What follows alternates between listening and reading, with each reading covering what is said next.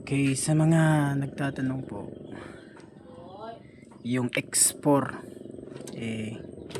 yung naunang video, X4 yung ginamit ko.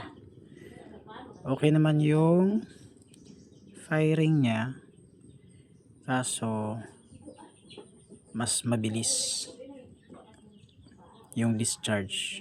Ito, tatry natin yung Kawasaki Brutus na CDI. Ito yung color black. Tapos ito.